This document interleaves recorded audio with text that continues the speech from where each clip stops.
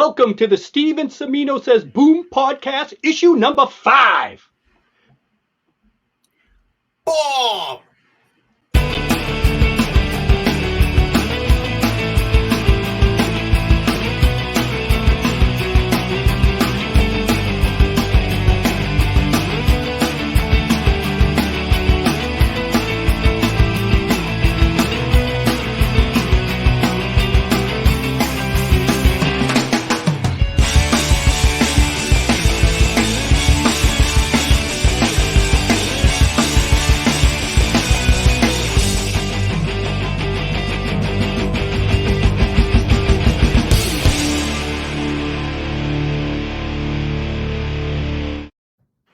Hello, everybody. Welcome to the Steve Cimino Says Boom podcast. I'm your host, John Cimino, with my co-host.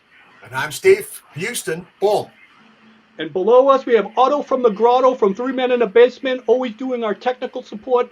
And I've been saying it all our past 4 issues. We were saying we're going to get a guest star, and I'm going to get a dear friend of mine. I call him an honorary member of the Roy Thomas Boys, one of the biggest legends of the Bronze Age and of all of Marvel, all comics in general, the real Steve, Mr. Steve Englehart. Thanks for showing up, Steve. It's an honor to have you. There aren't many people who have more hair than I do, so the other Steve makes me look good here. You're right. We all do. You got the biggest set of hair, Steve. So, Steve, we do a little things differently here. I know you do a lot of interviews for a lot of different podcasts, but what we want to do is basically, this is a podcast about passion, like the things that you love about the comics and the stuff that got you into it. My first question to you, and you can tell the fans out there, is what do you think, what was the first time that you saw a comic book that really got you involved and why you wanted to get into the business? I'm not sure I can tell you the first one. I can tell you the first couple. I'm not sure which one came first, but probably as a little kid, I really liked Walt Disney's comics and stories, and I liked Barks in front, but I really liked the mysteries in the back by Paul Murray. Murray had this really nice, juicy line to his art, and I can remember even as a little kid really liking to see that comic book art.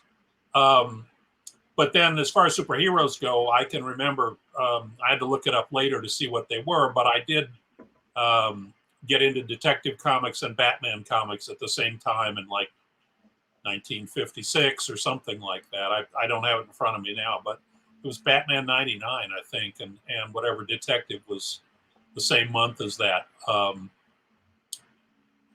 I also like the Dick Tracy stuff, again, for the dark line that Chester Gould had.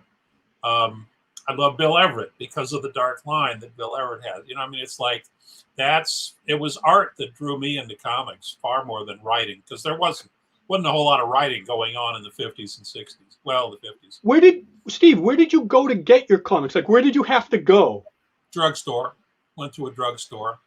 There was a movie theater I lived in Louisville, Kentucky at that point, and near the smaller enclave of St. Matthews, and there was the Vogue Theater, and every Saturday for 25 cents you got 2 features and an hour of cartoons, and we would go over early and go to this drugstore and get hamburgers in that infrared thing. Some of you guys might be old enough to remember infrared hamburgers, and cherry Cokes or vanilla Cokes or whatever, and then comics off the rack before going over to eat popcorn and eat jujubes at the movie all afternoon.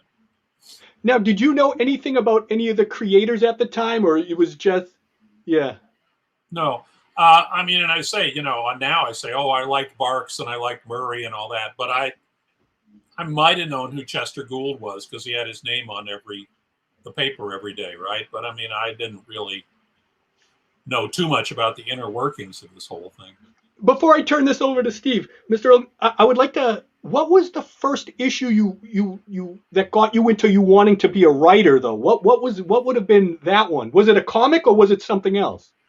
It was Roy giving me a Gary Friedrich script that Gary didn't want to write. Mr. Roy Thomas. Wow. I I wanted to be an artist. That's what I was coming in, and I did. I'm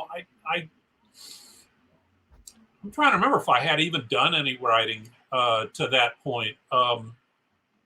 But I was working on staff at Marvel. I was the low man, hired for the summer, and to replace Gary, who had gone to Missouri because he wanted out of New York for a while. And at the end of the summer, he sent back this 6-page monster story, and he said, I don't want to do it.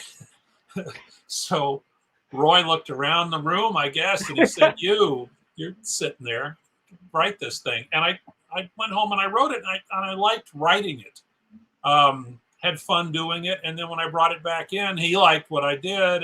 And so then I was a writer, But I always thought, I've said this a million times, but I think because of the fact that it's the art that really drew me in, and it's the art that I tried to pursue, I think I'm a good writer in that regard. And for artists, I mean, I think I can visualize what it would look like on the page, and I don't expect the guy to draw it the way I see it, but at least I know it can be drawn, right? I know it'll make sense, whatever I'm asking for as a writer. So I'm not Frank Miller, or I can't do both. You better, Steve. When I started writing, that filled all my time, and I'm not a writer artist, but it was art that got me there. And then Roy and Gary, I guess. Otto, why don't you show the picture of the story? Roy? Do you know that story? Let me just. You guys will like this story if you don't know the story. Go ahead. Gary was living in New York. We all had to be in New York in those days, physically in New York, because you had to hand things to people, and so there was no internet. There was no. You had to interact with people on a daily basis, right? Yeah, you'd go into the office, you'd pick stuff up, you'd drop stuff off.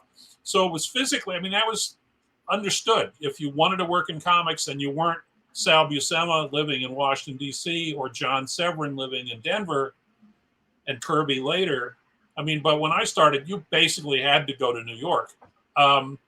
And so you got to know everybody in New York. Everybody in comics was like part of your New York bubble, right? And that meant all the way from the newest guy like me to Bill Everett and Wally Wood and people, anybody who was in comics, you got to know them. Anyway, I got to know Gary Friedrich, and we were buddies, and a stewardess got murdered in the apartment above his, and his wife said, he was from Missouri, she was from New York, but she said, let's go to Missouri for the summer. I don't want to live here with a murder overhead. And so he went to Missouri, and at the end of 6 weeks, he said, I don't really feel like coming back. And so that's how everything fell into place for me. Wow. I had to kill a stewardess to do it, but it was, Geez, Otto, I wanted you to put up the picture of the look at that. That was at the Terrificon, right? Yeah, absolutely. Probably, yeah. Those are the. So look at that. I didn't know that Roy was the. I knew he was was he editor in chief at the time? Steve? He was, yeah. Well, was he? When I started, Stan was still there, and we overlapped by 6 months, and then Stan went to California. So Roy then became the editor in chief at that point. I don't think it was 6 months before. So Roy was probably still the assistant, the associate editor, whatever his title was. I don't think he was completely in charge, but he was in charge enough to hand off a 6-page monster story to somebody. Yeah, I always laugh. I always tell Roy that I was when he was at his height of his power in 1973. That's when I appeared on Earth. I was born in 73, so at the height of his power. Steve, you got anything to say to Mr. Englehart? Come on. Sure. Now, I want to try and fill in some of the gaps. Obviously, we started off with you reading, very early on, and then you jumped forward to actually, conversing with Roy and then getting some work. But there has to be a journey, a trip from wherever you are. How did you first get in contact with people who were connected in the business? Well, I went to Wesleyan in Connecticut, and when I graduated, the Vietnam War was still going on, and I called up my draft board and I said, because I had been accepted at law school, and I said, can I get a semester of law school in it? And they said, no, you have about 6 weeks before we draft you. But if you, I mean, so that was the way that was. But I became a journalist. So I was writing. I actually was writing, but not with the idea of being a writer. It was an idea of what can I do in the military that won't get me shot. And they stationed me in Maryland at Aberdeen Proving Ground in Maryland outside Baltimore. And I was a huge fan of Neil Adams in those days. And I began to think, while I was in the Army, I was thinking, well, when I get out of here, do I want to go to law school? And I decided, no, I don't really want to go back to school. I want to spend time in the Army and then go spend more time in school. And that's probably pretty much when I decided I'd like to get involved in comics. And so one weekend, I took the train, I hopped the train out of Wilmington, and I drove up to New York, or went up to New York on the train, and went to DC, which in those days, there was no fandom. I mean, Jerry Bales notwithstanding, they didn't know anything about people showing up on their doorstep. But I knew that I had heard somehow that Neil worked at DC after hours. He stayed on. And so I went up there and they let me in and I got to go see Neil. And I said to Neil, I would like, when I get out of the Army, I would really like to maybe work with you if you have an assistant or do anything like that. Because he didn't have it, the whole Krusty Bunker thing, that wasn't happening yet. I mean, it was just totally my idea. Like, maybe I can get to work with this guy that I think is like the best in the business. Because why not start out shooting high? Wow, that's extremely bold. And I said, so I said this to him, when I get out of the Army, blah, blah, blah. And he said, well, why don't you start now? And I said, because I'm in the Army. And he said, well, why don't you come up every weekend? Wow. We'll work late on Friday night here at DC. Then you can come out to my house on Saturday, spend the day working with me, and then go back on Sunday. I don't know if he had that whole plan worked out, but that was the plan. And so that's what I did for 6 months. I would come up every Friday. I would bail out of the Army. I would go to New York. I would work at DC, till midnight.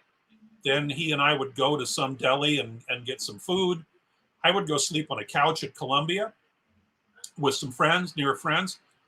And then the next day I'd go out to his house and he would feed me and he would show me how comics worked and all this kind of stuff. And the thing that'll really kill you is this was back before original art meant anything. Oh, right. And so he had all this stuff, all these Deadmans and Batmans and Brave and Bold, all this stuff. And he just said, here, take what you want. So I've got beautiful Deadman pages and beautiful easy Batman. Auto, easy. I tell you. And I still have them. I didn't get them to sell them. Over the years, people have said, would you like to sell them? But no, I mean, they were a gift from Neil, and that's the way I sentimental too. Sentimental. What was Neil working on at the time, Steve? Green Lantern. He was doing Green Lantern. That's a great reference point. Thank you. That's awesome. Yeah. Yep. And I remember he showed me. I mean, I was seeing it again from an artist standpoint. There was a thing. It was the thing where Green Lantern, Green Arrow met an Indian. Ulysses Starr is still alive, I think. And Denny O'Neil had written a thing in which all these rednecks in a bar are all holding up their beer mugs, and Green Arrow shoots an arrow that kind of goes between their knuckles and the beer mug. And Neil said, that's not how beer mugs work. Your knuckles touch, there is no space between your knuckles and the beer mug. It's going to go through. Changed it to the arrow smashing all of the mugs, right?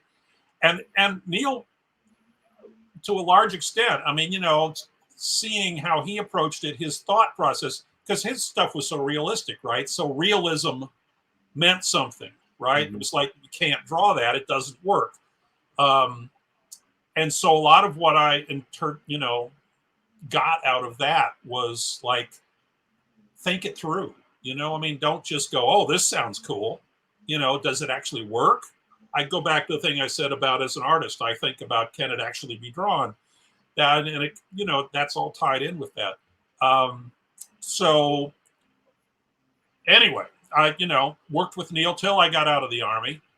He insisted we did a story in Vampirella 7, I think, maybe 10, the Sweet Soft Lips of Hell, written by Denny. And Neil insisted that I have my name on it. I mean, it said by Neil Adams and Steve Englehart. He said, because then you'll have a published credit. Wow. Neil was like the greatest guy in the world. He just was so easy to get along with. I mean, he was great to be, to be taken into all of that. And so I ended up with a published credit, and then, did jobs for Skywald and Murray Boltinoff and, all these different things you do as an artist breaking in. And then somebody murdered a stewardess, and then it went sideways from there. So when was the first time that you actually met Roy?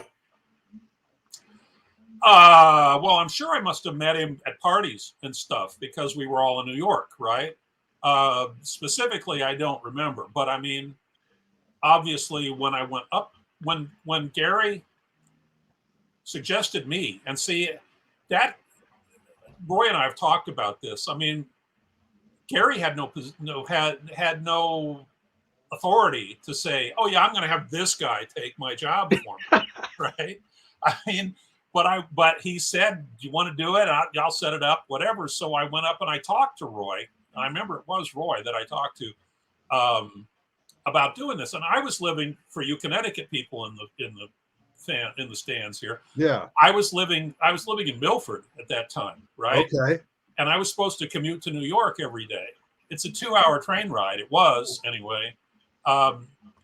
And so I wasn't so sure that I really wanted to do this. I mean, it was like working at Marvel, which was, I loved Marvel. That was cool. But, did I want to get up at 5 a.m. to take a 7 o'clock train to get in at 9 to go home at 5 and again, I did blah, blah, blah, blah, blah.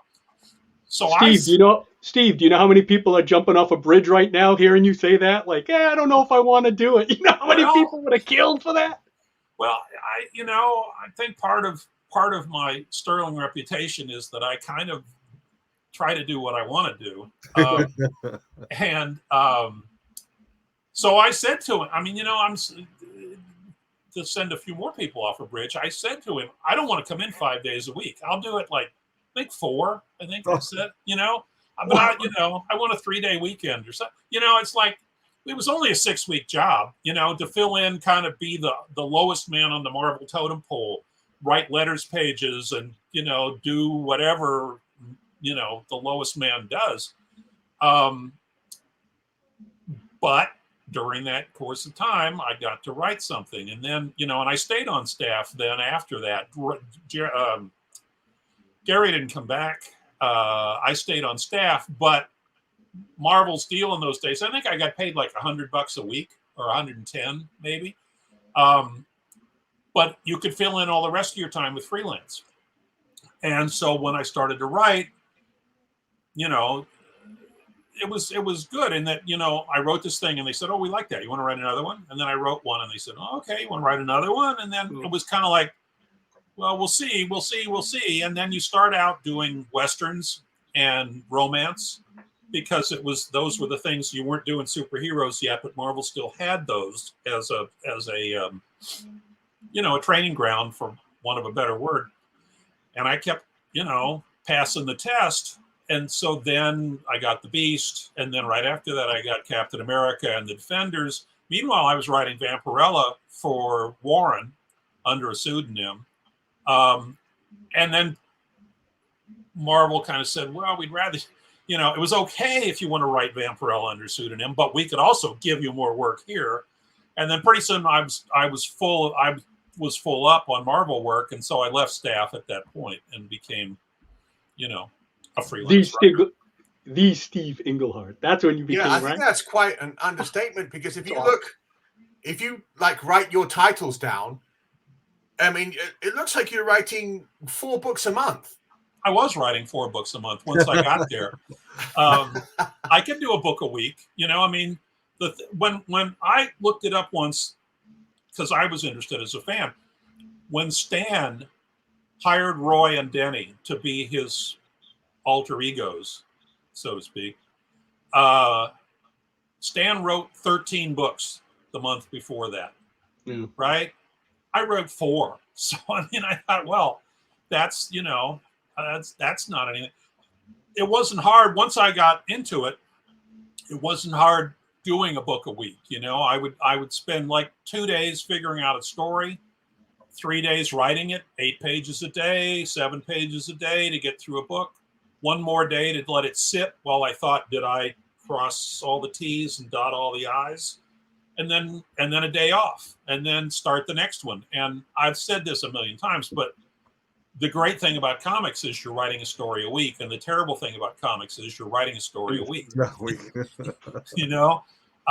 As long as and another of my mentors was Dick Giordano, and Giordano said to me once while he was sitting in front of the TV inking, he said, "I'm glad I'm an inker." He was still, he was an editor at Charlton before he was editor at DC. I think he might have still been at Charlton at this time, but he might have been at DC. Anyway, he said, "I'm glad I'm an inker at heart because inkers can go on forever, whereas writers always burn out."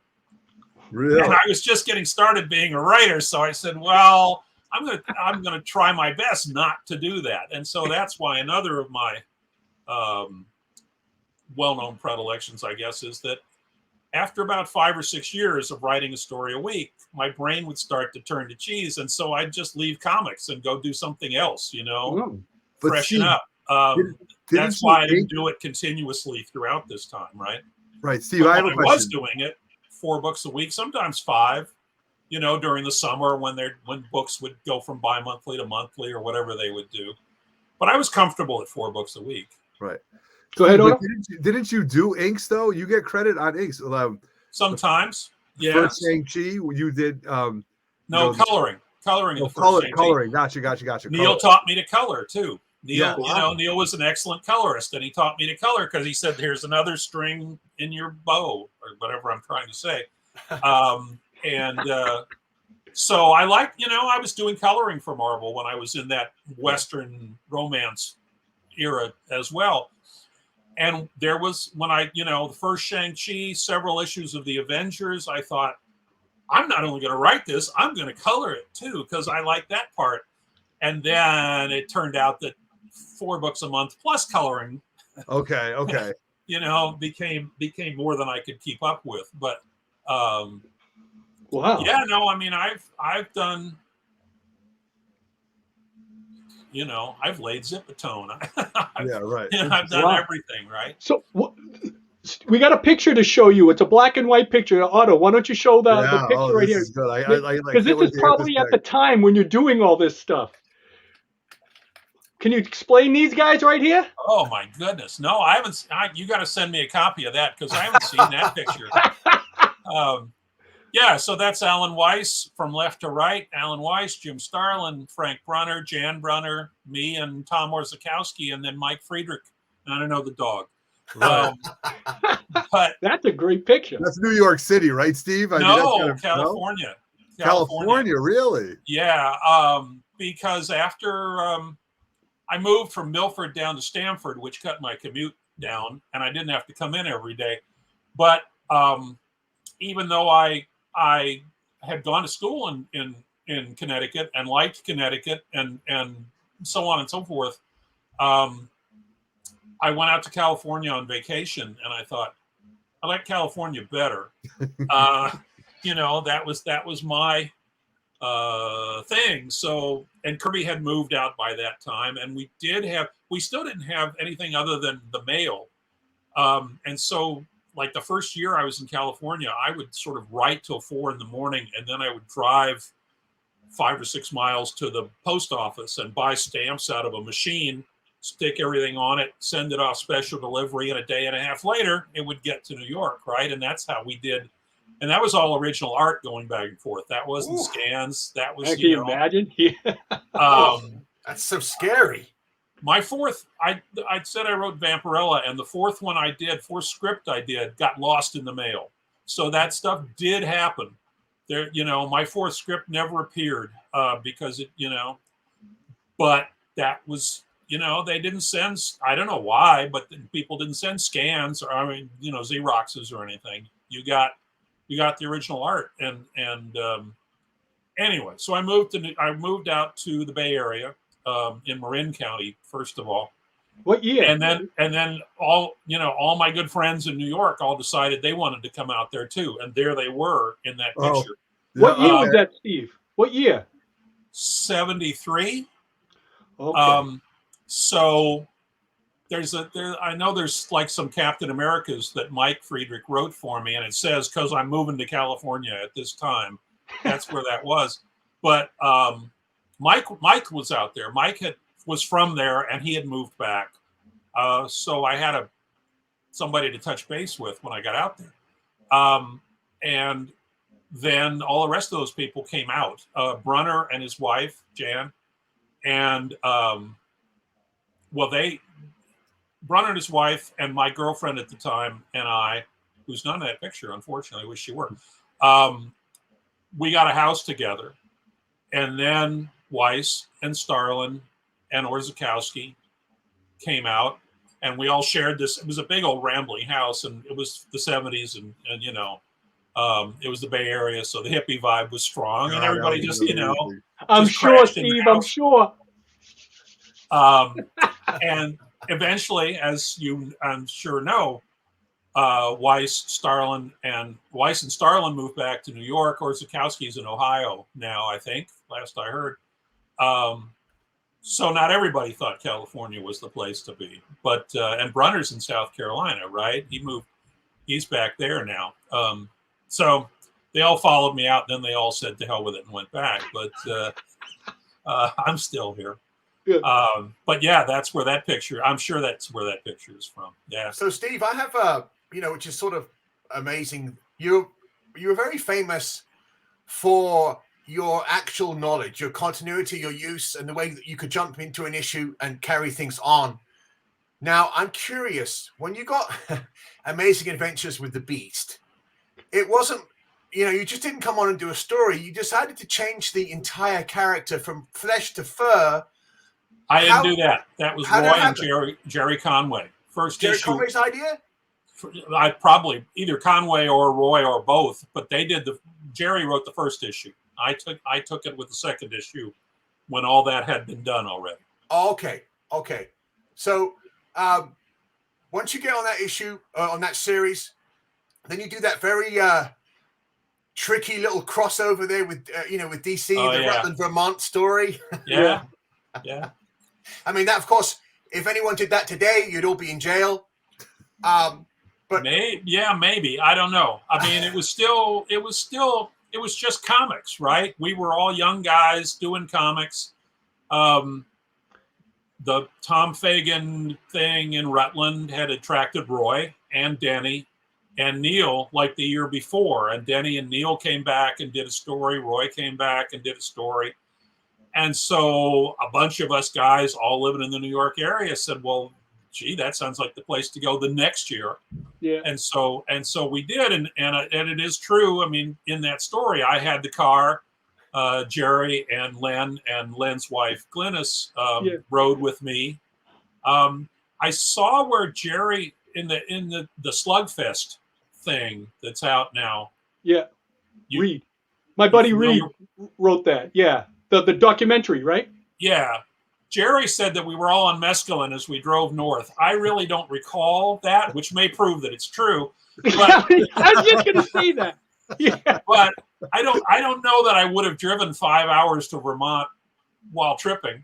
Yeah, well, hey, what a great place to be driving to. What a great place to see, though. My God. But Rutland, Vermont on Halloween looks like Halloween. It's got bare trees with all this good stuff going on.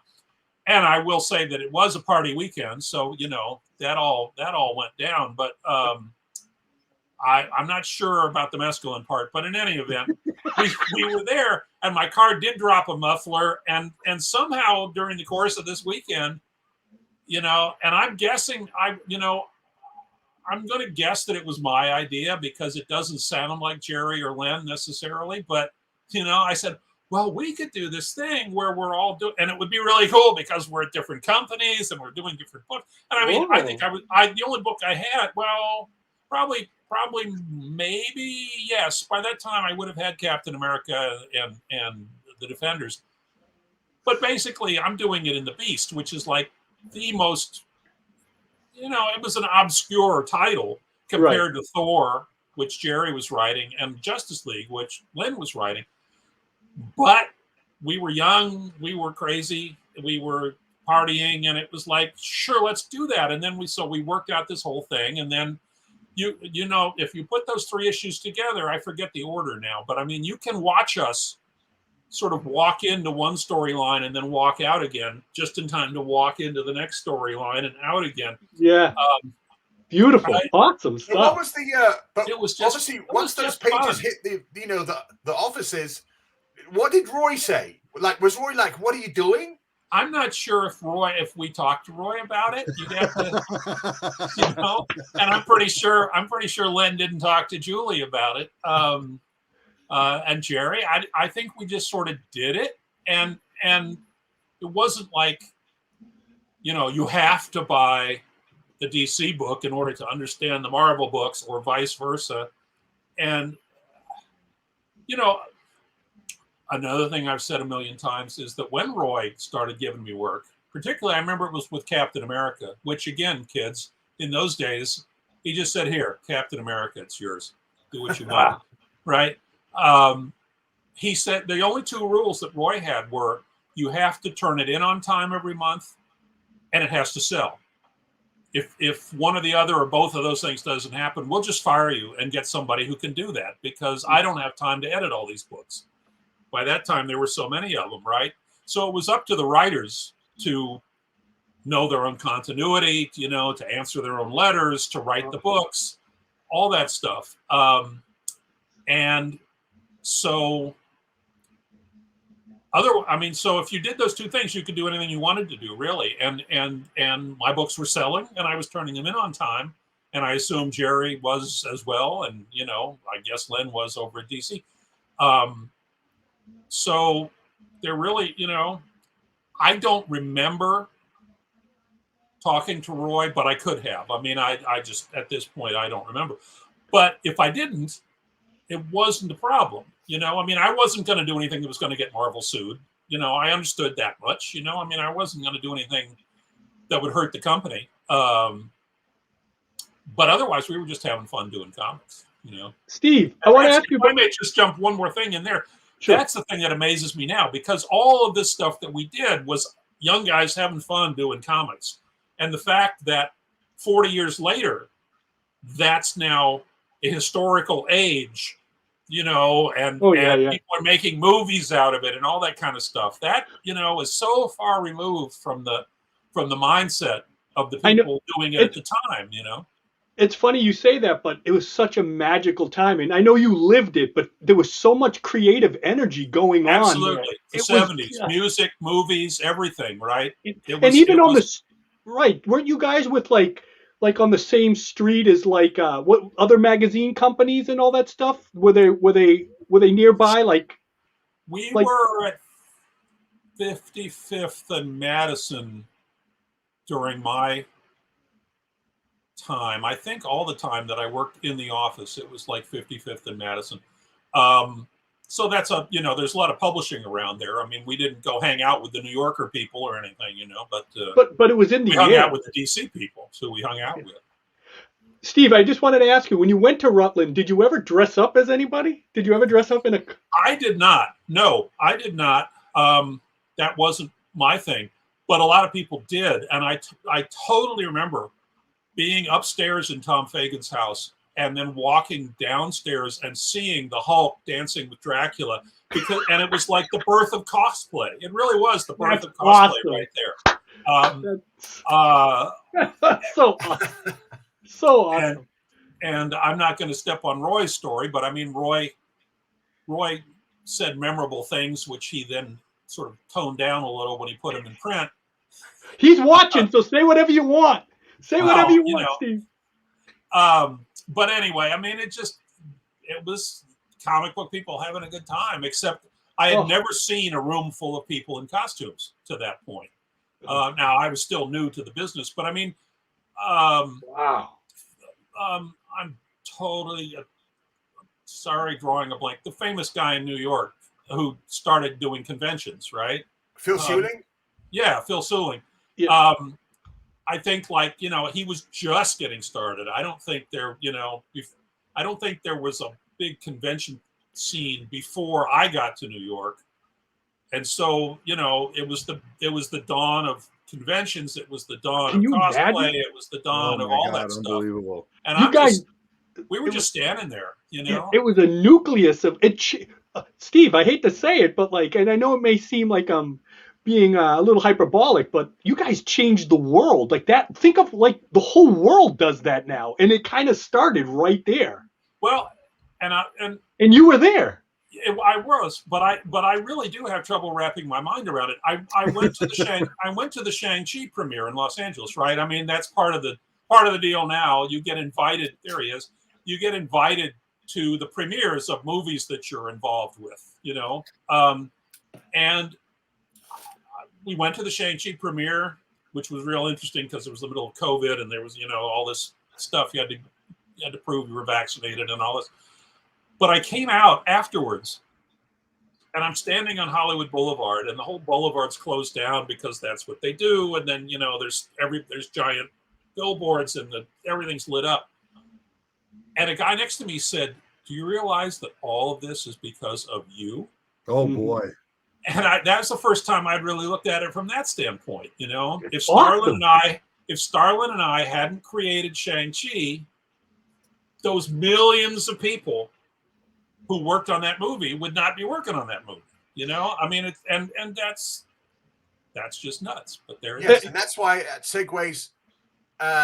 You know, for me personally, I always, you know, when I do sales, I always give the name. I say, "This is Steve Englehart." And they're like, "Oh, you know, I really love Doctor Strange, and you know, la la la Marvel premiere." I was like, "That's Steve Englehart."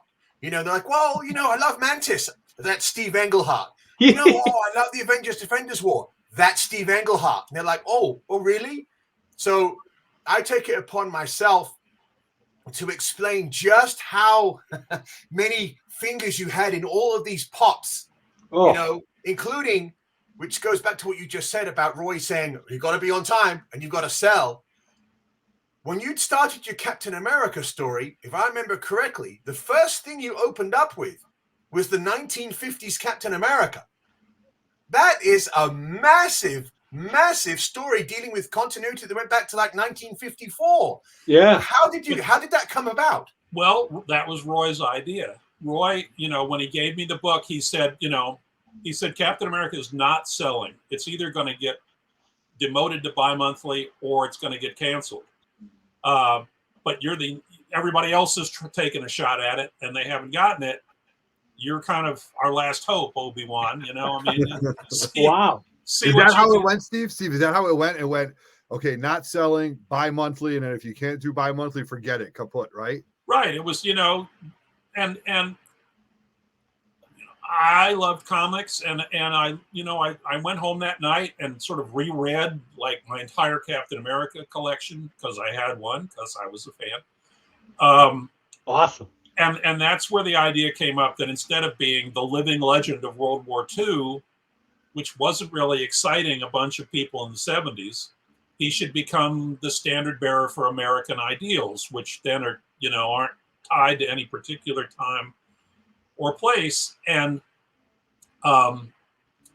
Roy had said, one thing you could do is, we did publish stories about Captain America in the 50s, but by current continuity, that didn't happen. So maybe you can run with that. And between those two, I was able to use the 50s Captain America stuff to kind of contrast between a real anti-commie asshole Captain America and the Captain America that I wanted to do. And so, 6 months later, it was Marvel's #1 book, which could happen in those days. When they're on the newsstand, you could get, you got everything back right away, blah, blah, blah, blah. So it went from teetering on the edge to #1. and that probably solidified my career at that point. You know, they probably said, "Oh, well, okay then," and so. But I loved continuity. I mean, when I got there, it was only 10 years after the Fantastic Four #1. You know, I mean, it was like the Thor that I was writing in the Avengers was Thor. You know, there wasn't 13 other Thors. You know, there was just this guy, and they were an Iron Man. They were all the same guys. So I was, you know, carrying on. And Stan had started this thing, which I'm sure he later regretted, that everybody was like living in a continuity, and you know, it was cool that they all lived in New York. But if Daredevil met the Fantastic Four, he remembered that he met the Fantastic Four, and they remembered that he, you know, blah, blah, blah. I loved that stuff. I loved the whole universe building thing. And so I was perfectly happy to try to expand that, to take that onward. Wasn't until the 90s when I was doing Nightman at Malibu that we did a bunch of crossovers, and we started getting letters going, "You mean I have to buy this other book too?" I mean, it's like, you know, and they were what, $1 or something, or $1.50 or whatever they were at that time. When I got started, they were 12 cents, right? So it was like, it wasn't even allowing for inflation. It wasn't that hard to kind of follow the various Marvel books back and forth. But later continuity, and I also understand completely that, you know, at this point, if you're referring to stuff that happened in 1962, it's not going to make any sense. People aren't going to know what it is, you know. But in those days, people knew, you know, people remembered when Hawkeye first met Iron Man, or whatever it might be. So I was a big proponent of trying to build this reality even bigger. You know? And Steve, I just got to say, I mean, next to Stanley and Jack Kirby, it's arguably that you wrote the best Captain America ever. I'm sorry. I like the stuff that you put in there was so, I don't know, it was so radical too. It was like all of a sudden Cap became this different thing, and he became so important. I don't know. It's just like it read so much different from a lot, because you know when Cap, Stan and Jack were doing it, it was, you know, it was a lot of action there, and you know, it was in that time, and it was kind of surface. You really brought such depth to Captain America that wasn't seen prior. Well, Yes, I that's had an idea true. for him. I think that definitely anyone who from my era, when we talk about Bronze Age, and I meet another person that read those Captain Americas, we get this look in our eyes, because the team of Englehart and Sal Buscema, there is so much action, but the story. Again, I try to explain to people, because everyone's like, "Oh, you know, people pushing the boundaries." That storyline where you have racist characters, that Stan would never have done that. Even Roy didn't do that. No. You got in there and you pushed the boundaries, and everyone went, "This is interesting," and sales went up. It's a magnificent thing. But Steve, before you answer, I just want to say this really quickly. People today will say, "Oh, Ed Brubaker, Ed Brubaker." I say Ed Brubaker. Who? Steve Englehart. Read some of his stuff, and then you'll see where it all happened. And this is the stuff, Steve, people today don't know. They have no clue. And that's why we give you props. Go ahead, Steve. I'm sorry. Well, I mean, but that's just the nature of the whole thing. I mean, yeah, I did stuff. So then that's part of his history. So then if Ed comes along, or anybody comes along, they can jump off of that, right? Right. They can't invent it, but they can certainly do good stuff with it, you know? Yeah, and they did. And what's interesting too, Steve, is like another thing I want to ask you is, you know how like the movies today, they're kind of like the comics of yesteryear or during your time, and like how they're tying together continuity through the MCU. What do you think about that? Because you were doing it on the paper, you guys were doing it then, and now you're seeing it on the big screen, and they're, you know, even like the Disney Plus stuff, the movies, and then the lower tier stuff, it's all kind of connecting, and it just reminds me of like all the stuff you guys that was happening through the 60s and 70s. Yeah, well, you know, I'm a big fan of continuity. I'm really glad that that's what Kevin Feige's doing. I mean, yeah, it's as each movie comes out, he's creating his own continuity, and so sometimes it violates the continuity that we did back in the day. But I get that, I mean, it's like, you got one book a month, or you have 2 hours every 2 years to kind of get things across. So things are gonna obviously change. And I mean, we're in this phase now where all the original characters, all the actors have bailed, and so now we're building the new Avengers. Apparently, Shang-Chi and the new Hawkeye and so forth. I mean, I'm assuming. I don't know. And so, on the one hand, I'm enough of a whatever, kind of say, well, gee, I'm sorry, it's not the real Hawkeye. No, I'm sorry, it's not. Say it, Steve. Say it. Well, I mean, but you got to do what you got to do, right? I mean, it's like, I'm sure there were probably people when I did this change in Captain America who said, well, I'm sorry, it's not the real Captain America. I grew up on Lee and Kirby, and that's, this is not that. That's always going to happen. And but I like what they're, I like the approach, shall we say. And I've been, as a footnote, when they did Mantis, the only relationship between those two characters is that they're both female. They don't, they don't have any other similarities. And I'm said, I like Pom Klementieff as Mantis. I like James Gunn's movies, but that's not my Mantis. No, not at all. And the first time I met Pom at a convention, she said, I understand you don't like my character. I said, well, I'm not crazy about your character, but I like what you're doing with it. I mean, it's, and that, so that you got to look at it realistically. I mean, it's like, so, I mean, my caveats are minor about what's going on in the movies. But I think, Otto, you got something? especially in regards to Mantis, your story was very the origin. That wouldn't be done today. No. That was very progressive. I was like, really? And and at the time, the comics were supposed to be for a younger audience. And, no, not entirely. Yeah, that's incredible. Yeah, no, we were under the Comics Code when I started, so you could not do anything that was going to offend children. On the other hand, there were plenty of college age readers and older. I mean, it was a range, and so that was part of the deal. Was you had to write stories, or at least I felt I did, that that intelligent grown-up people could find interesting, and at the same time be a comic book for kids who who just want to see something flashy and moving and all that. And you mentioned Sal before. I mean, it was great. I've thought about this a lot, that over the years, right? As it's one thing to be told, hey, you have complete freedom to do anything you want to do. It's another thing to have an artist who can draw that.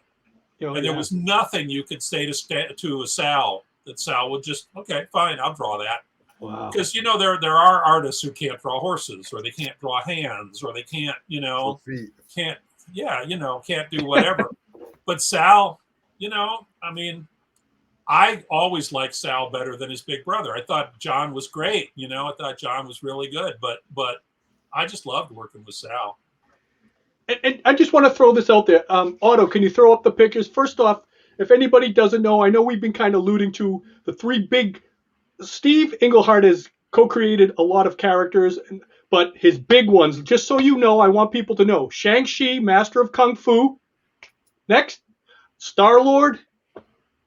Yeah. Next, and then Mantis. So next time you go to a comic convention or you're going to a movie, give a thank to Steve Englehart, because you love those characters, and the guy right here is the guy that co-created them. Just had to throw that out there, Steve.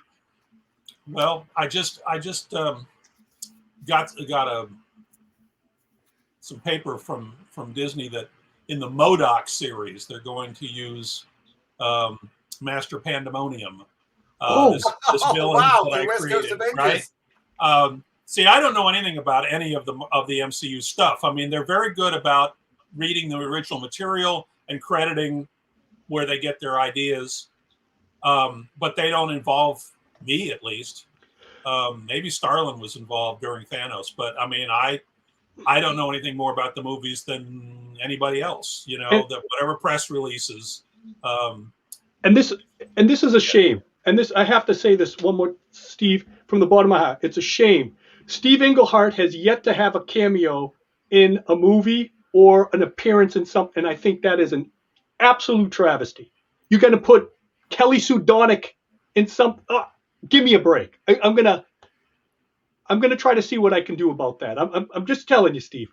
Yeah, because realistically speaking, you should have been in one division, because let's face it, Avengers are 134 and 135 with probably the most complicated and talk about flashbacks and sequences. Those I get asked all the time, hey, I've got some Avengers for sale. Well, do you have 134, 135? And that's gone up more and more since one division. So again, they're building on stuff that you did, because I can't even imagine how you sat down and went, okay, let me put these pieces together, because you had the stuff, you were a continuity master. And then, but wow, I mean, I don't think it can be done today. Not the way they do their page layouts. Well, again, it was just, I mean, part of it, the longer I wrote, the more I thought, can I get even bigger? Can I do, can I challenge myself? Here's something I did, and it's like, okay, good, we did that. Can I do something else to like push the boundaries even more, to boundaries of comics, boundaries of what I can do? I mean, I don't know what I can do yet. So let's see if I can pull this off. And I still do. I mean, I still am sort of looking for like a challenge in I mean, because just Philly, it's, I was about to go sideways for 5 minutes, which isn't productive here, but that's, go ahead, Steve. I was a fan. I was a fan before I was a pro. And so I spent a long time kind of reading comics and going, I like this. Don't like that one so much, but this was good, And so all that stuff got in there about what do I like? What do people seem to like? How do I work with the stuff that I think is going to be the most fun?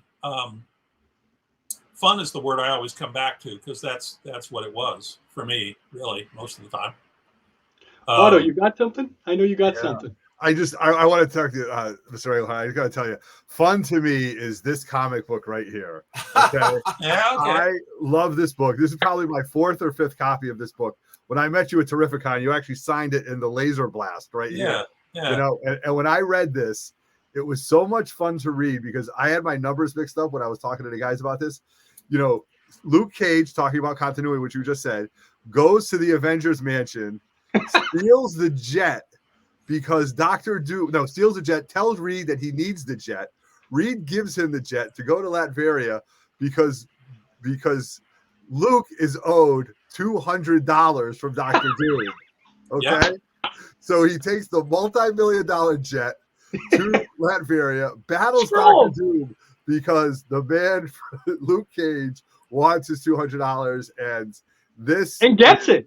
And gets it too. And Doom is shocked. Doom fights, and they go back and forth, and then they introduce the other characters. So your run on Luke Cage, Hero for Hire, is one of my favorites, and I just want to thank you again, because when I met you at Terrificon, I think I was very starstruck. But over the years, I've lamented in this book, and I thoroughly enjoy this. So thank you very much for bringing such a fun story. Well, I mean, it's all the things that we were talking about. I mean, I came up with this idea. Luke Cage, he does everything on the street, but it's all about getting paid. Yeah, he wants to get paid. and it's like, what if the worst guy in the world wouldn't pay him? It's like, well, then he would do something about that, right? Fantastic. That's so good. He goes and he busts up the Baxter building. He invades, he fights Thing. Reed Richards envelops him, and oh God. And then go ahead. Thank you very much for that 3 minutes. That's him fanboying out. But now I got to tell you the story of the one I'm going to throw up here in a second. And my top 20 greatest Hulk stories of all time. Number 6 is one of the greatest standalone stories right here. Your first appearance of the That's not number 162. 6, but No. It was number 6 of all time on my list oh, okay, all of right. top 20. The Hulk 162. Tell me about this issue, because did you know this was also they adapted this to the 1990s cartoon? Did you know that, the Hulk cartoon? They even made this as a cartoon. I don't know. You're always with the Hulk. You're always looking for somebody for him to fight, right? Oh. And we hadn't done. I mean, the Wendigo up in Canada, big monster. Could have been Co-creator of Bigfoot. the Wendigo. Could have been Bigfoot, but it was the Wendigo. Oh. The only reason the Wendigo is a star is because the next time you see him, Wolverine appears. Yeah. Right. Right. So this is a hot book. Yeah. Yeah. So, but what I thought was brilliant, Steve, though, is the childlike mind of the Hulk. Like, he hears George Baptiste, and he thinks the Hulk is so innocent that, like, he thinks he's going to save him by, like, fighting him. And then when he's beating him up and they're fighting each other, he realizes, like, when Wendigo escapes, he realizes that his strength wasn't enough. That wasn't going to help him. And that was such a touching moment. Like, the Hulk had to go back and tell the people that he couldn't save him because George Baptiste, like, got absorbed into the Wendigo. That was so powerful, though. I mean, it's just unbelievable, that comic. Well, the Hulk was fun. I mean, that was with Herb Trimpe, right? And yeah, and Herb sat next to me at Marvel when I was at Marvel. Herb and Johnny Romita Senior were sitting in the next room over from where I was, next cubicle over. So I knew Herb and Johnny, like, really well, and it was fun to do the Hulk with Herb. But again, you want somebody for the Hulk to fight, but then you want to have some sort of personal story. That's where Thunderbolt Ross and Betty and all those people, they were doing their thing around the side, whereas it was unusual for the Hulk to kind of figure that out. But there was always this sense of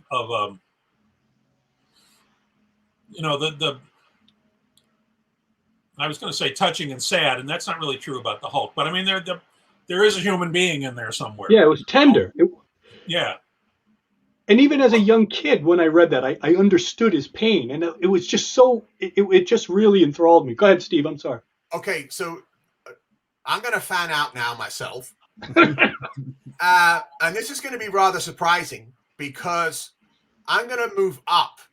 Now, I'm going to talk about your run on the Fantastic Four. Now, for me, when you were doing the Silver Surfer and the Fantastic Four, it's the late 1980s. You would come back, and for me personally, I was like, I don't know how you've done it, but you haven't missed a step. You came in, and it was like, it was just like it was in the 70s. It was like you knew your continuity.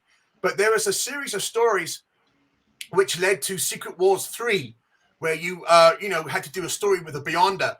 But it was a massive story, which I think goes into you getting bigger and bigger. It was huge.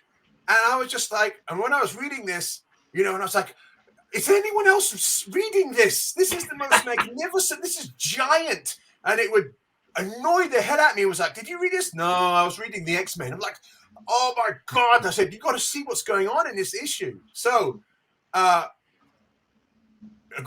I think you're working with Keith Pollard at the time, doing fantastic work. And not many people talk about this run, but I am there. And I always say, when people say, well, I do Fantastic Four, but I stop at such and such. I'm like, you stop where? No. You're going to go up because you're going to read the Englehart stuff as well. So I just thought you'd want, issue 318 and 319, of course, and all the stuff you did with Crystal and Ben leading the team. Oh, my word. Oh. Well, I was having a good time, and I will say that there was a lot of negative reaction at the time because I broke up the team and switched things around and all that. But over the years, I find people more and more come back and go, "Oh, actually."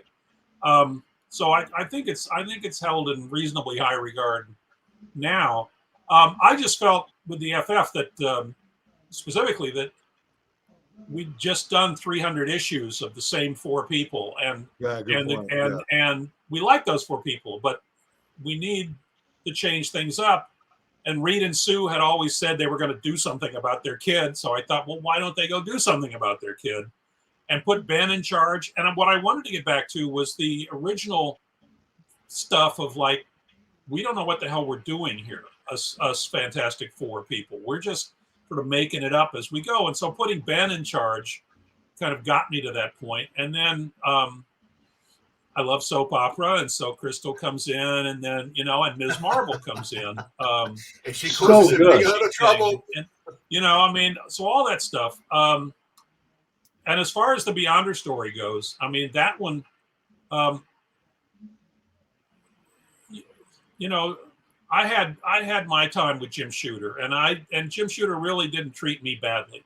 So I didn't have any personal animus toward Jim Shooter. But a lot of people who worked at Marvel did, and one of them was Ralph Macchio, who was my editor, and he said, I want to get rid of the Beyonder.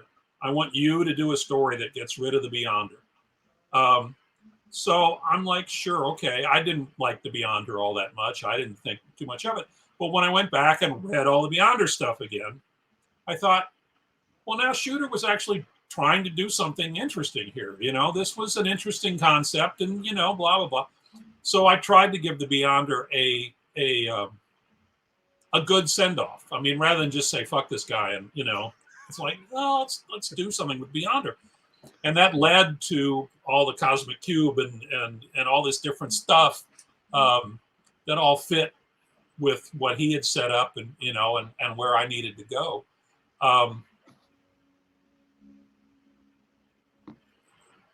That was, yeah, whatever. Steve, I wanted to ask you this one too. You were the first guy to write the Silver Surfer series after Stan Lee, and Stan Lee made Silver Surfer kind of untouchable. Right. Who gave you that assignment, and did they have to call Stan on the phone and say, like, how did you get that? How did you get the call for that? I always wondered that. That was Shooter again. Shooter was the editor-in-chief, and he called me up one day and he said, I want you to do a Silver Surfer series. And I said, as far as I know, Stan is in charge of the Silver Surfer. Right. And Shooter said, yeah, but Stan's not here anymore. I'm in charge, and we want to sell some books. So It's like, I'm pretty sure he must have talked to Stan, but I don't know. Yeah, he was close with Stan too. Okay. So, but did you ever get a call from Stan or anything? No. No. I mean, I hope he wasn't upset about it. I mean, I assume that Shooter did whatever he did, whether he just told Stan or whether he worked it out with Stan. But I'm sure I would assume Shooter was the buffer involved in that. I don't think Stan ever, I worked at Stanley Media sort of in the year 2000 and so forth. I mean, so I worked with Stan again, and he didn't refuse to have me, work with him. So I guess it was all okay. But I thought it was Stan's baby. When I had used him in the Defenders, I had to ask Stan, could I do that? And he let me do that, But it was like limited. You can't just. And you co-created the Runner, correct? Was that was like the guy that ran really quick all around the Silver Surfer? You co-created him, correct? One of the Elders of the Universe. That wasn't you? No, I didn't create the Elders of the Universe, and but the character, the Runner, that was in that I think that was his first appearance. I think am I wrong in that? I thought he appeared in a late issue of Defenders. No, yeah, I'm not gonna. I have no memory of creating it, but I do remember. I once was asked something about what I was going to do on Daredevil if I had gone ahead with it, and I said, "Oh well." I gave some answer, and then Kurt Busiek was able to come up with an article quoting me with a completely different answer. So, I mean, it's not like things that I don't spend a lot of time on. I may not remember correctly, which again proves that I was there. But I don't recall creating the Runner. The Surfer once, I wanted. it was my idea to get him off Earth. I wanted him off Earth because it was like the FF again. It's like, we've done this, we've done this, we've done this. Let's do something else. And originally Shooter said, no, he has to be on Earth. And that's why there was an issue done with John Buscema that later got published in Marvel Fanfare, which was kind of like the beginning of that reality. But then for whatever reason, Shooter changed his mind. It called me up and said, okay, you can get him off Earth. And the great thing about that was, you know, then he gets to be the guy who runs around spaceways, which was like what he was supposed to be. And he got to meet all these cool Marvel characters that were in space from all the different books. But the Elders, as far as I know, pre-existed. Yeah, I think, Mr. Houston, Steve, I think you were right. It was the Defenders. It was in the Defenders, and because maybe it was in my mind because that was the first time I ever saw him. Because I remember picking that up, and I was like, I was young at that time, but I was like, oh my God, a Silver Surfer! And I even naive as I was back then, I heard that through the ether that nobody could write Silver Surfer but Stan. And when I was like, Steve Englehart, wow! I was like, it was such a shock to see that. Again, it falls into the, you know, I keep repeating myself, but I meet a lot of fans into the cosmic stuff, and they talk about Silver Surfer, and immediately they start off with Silver Surfer 34.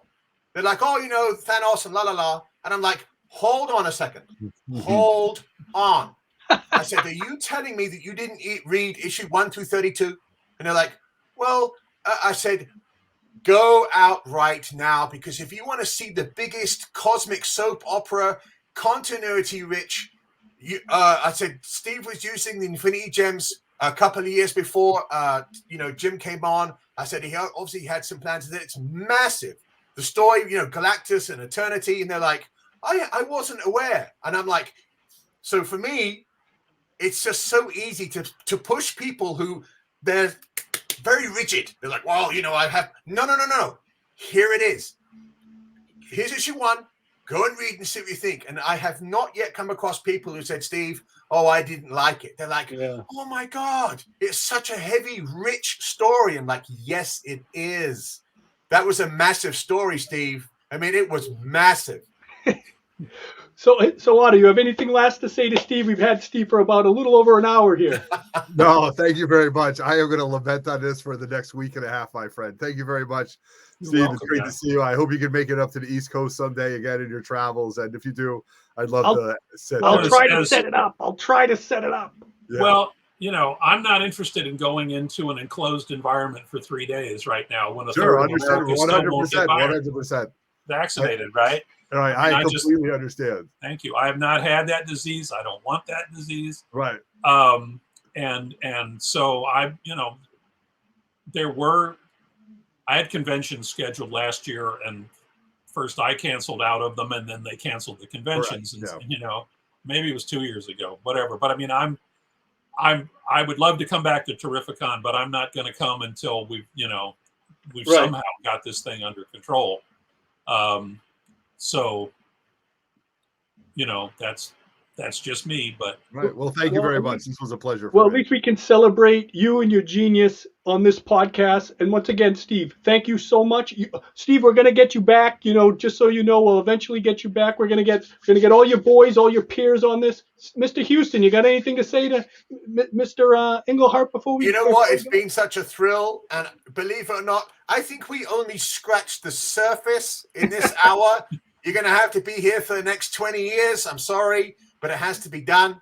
It's been a real thrill for me. It's been a real pleasure.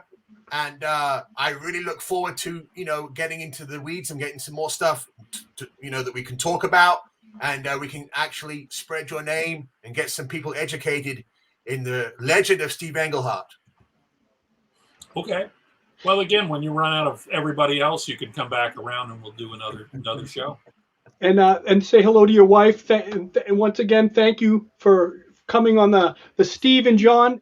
Look, I can't even remember. I'm thinking of you taking over the Silver Surfer, and the Runner got me all crazy and all. But thank you for the Wendigo Hulk 162. Like I said, Steve, that comic changed my life. And thanks for being such a wonderful friend. And it's an honor to have you on this. And yes, we will have you again. Otto from the Grotto, Steve Houston. Thank you very much. Steve, get us out of here. All right. Thanks a lot, guys. Boom!